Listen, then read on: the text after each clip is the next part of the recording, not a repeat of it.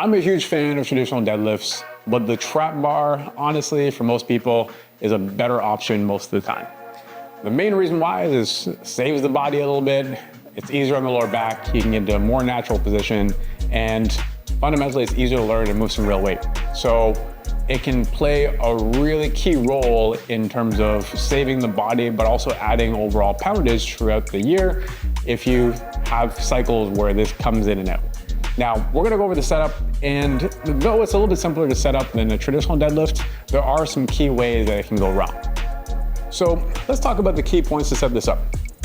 What we wanna make sure of is that we are lined up in the middle of the bar, so the middle spoke of the bar, this post that goes most of the way through, that should line up with the middle of, or maybe like middle to front of our shoe. So pretty much where my laces start is what I'm trying to aim for. There's gonna be a spot in there that feels pretty good. And then from there, I'm gonna stand tall. I'm gonna reach my arms as long as can be. This pulls my shoulders down.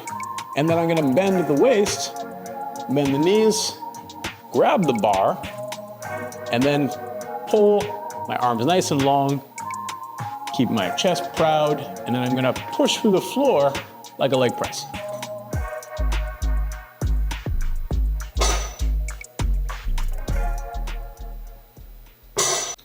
When you're trying to figure out where your feet are gonna be, other than having that middle post line up to your midfoot, we wanna make sure that the feet don't end up too wide. And because there's not much restriction here through the trap bar, we can have a lot of variance in what we do with our feet, but we really don't need that.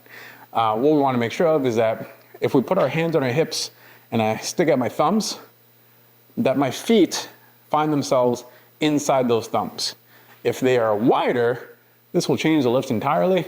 So we wanna make sure that they stay about hip width, if not a little bit closer than that. All depends on what's comfortable. From there, you can have a little bit of toe out, so like 10, 20 degrees, that'll work.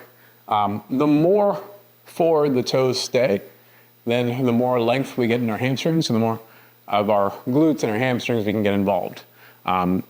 It has a tendency to get a little bit quaddy, or we have a tendency to round over a little more if we stick our toes out.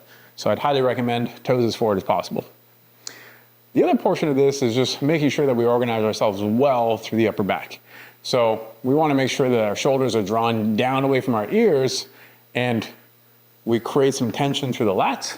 Now, to feel what that's like, what I want you to do is, if you just stand tall, you reach through the ground as if you're trying to drive your fingertips through the ground, and then you turn your palms forward, what will happen is you have a ton of tension built up on the sides. Those are your lats, and that will help hold you together. So we combine that with, if somebody was gonna try to poke you in the stomach, you wanted to resist that, then you would brace. So if we take a breath, fill up our belly, and then brace for the punch or poke, then combined with our reach, that creates core tension, and that's something that we wanna maintain through the whole lift. So before I go anywhere, I'm making sure to find my foot position. I'm making sure to reach long through my fingertips and find that tension, and I'm gonna brace and then go down to the bar. I'm gonna make sure that my shoulders stay down away from my ears before I go anywhere, and I'm gonna pull the slack out of my arms to make sure that I don't have any loose points in the system that are gonna throw off my lift. The last part of this setup that we wanna make sure of is that the arm, or the hand, sorry, is right under the shoulder or right under the armpit.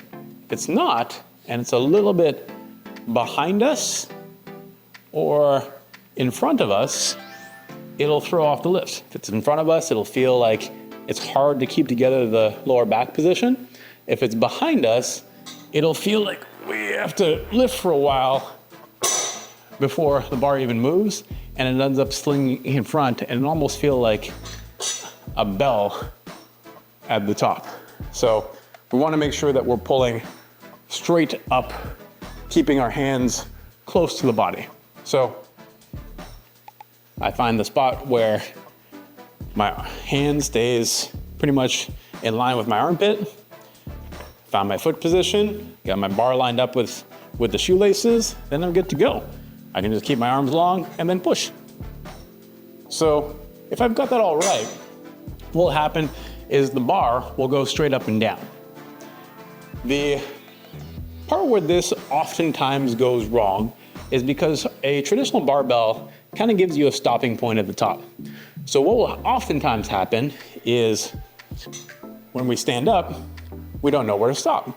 Either we stop short, or we kind of arch at the top, or squeeze our butt, which looks really weird. So if we fully stand up, we straighten out our legs at the top, what should happen is if everything's staying locked in, we talked about that arms long tension, and if we lock out our quads, then our butt should squeeze on its own. It should give us a natural stopping point, and that's the finish of the lift. You don't need to go any further. There's no need to additionally squeeze your butt or stop short. That's usually where you're gonna start to feel some action through the lower back. So if you're feeling your lower back, then make sure that, one, we are keeping the shoulders down away from the ears, and then two, that we straighten out our legs at the top, and that we're making sure that we keep that arms long, so lat tension and poke ready tension or poke defense system in place. Cool. Hopefully that helps. Bring it.